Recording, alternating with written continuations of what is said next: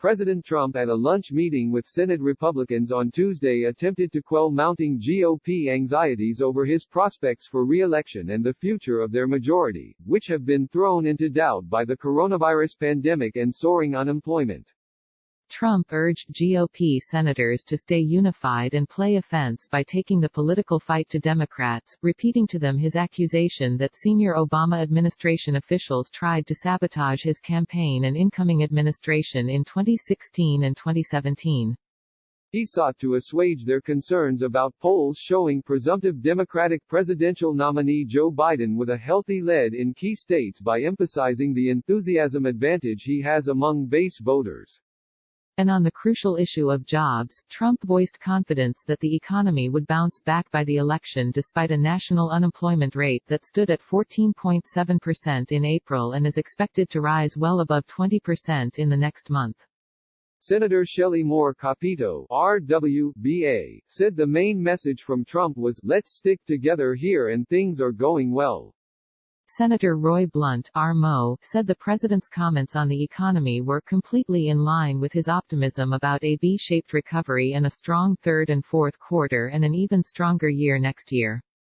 But Republicans didn't necessarily leave the meeting feeling as bullish as Trump about the party's prospects. Asked if Senate Republicans largely share Trump's confidence of the economy quickly surging back to full strength, Blunt replied, "That would be a different question. I don't know that I'd have a capacity to talk about where Republicans are on that. But the president is very optimistic about returning the economy to where it was the first of this year and I hope he's right," Blunt added. Senator Kevin Cramer, RND, one of Trump's staunch allies, acknowledged after the lunch there is concern about the future of the GOP majority because Republicans have to defend 23 seats while Democrats have to protect only 12. To take back the majority, Democrats would need to gain 3 seats if they win the White House, 4 if they do not. The growing GOP worries about the Senate are reflected by a new push to recruit Secretary of State Mike Pompeo to run for retiring Senator Pat Roberts' seat in Kansas. One Republican senator who attended the meeting said this shows the height of concern about keeping the majority and not taking any seat for granted. "Every seat is clearly important and Kansas shouldn't be a problem," said the lawmaker, who requested anonymity to discuss the meeting.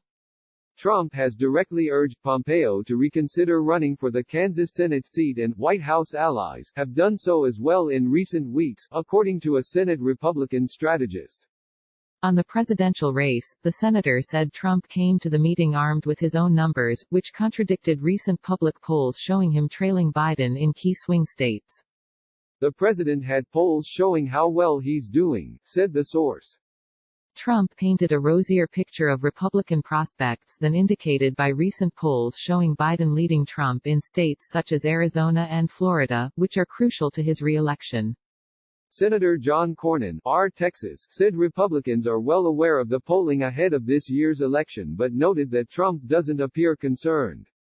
"We all pretty much see the poll numbers," Cornyn said, but added of Trump, he actually was pretty proud of where his numbers were.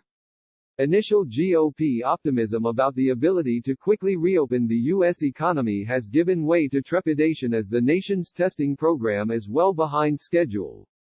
Several Republican strongholds across the country, such as Texas, Alabama and North Dakota, have seen spikes in reported coronavirus cases, although there's debate if that's because of easing restrictions or greater availability of testing.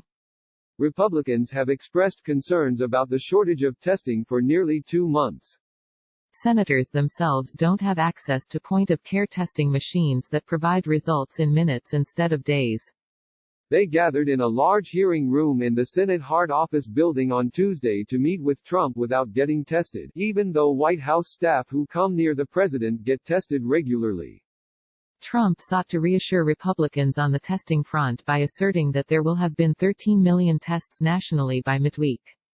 He talked a lot about the COVID-19 stuff, obviously. Vaccines, about ventilators, said Cramer. There have been 12 million tests. I think, and then within a day and a half, there'll be 13 million. Jared actually answered that. He asked Jared what the numbers were, referring to senior White House advisor Jared Kushner, who also attended the meeting. Several GOP senators said Trump emphasized the importance of party unity, a possible signal he is worried about Republicans trying to distance themselves or criticize his handling of the pandemic as Election Day nears. So far, Republican senators have refrained from criticizing Trump's performance, though there have been a few exceptions. Senator Mitt Romney, R. Utah, has been the most outspoken in calling out what he sees as a lack of a national plan for increasing the availability of testing. Romney attended the lunch but didn't speak, according to colleagues.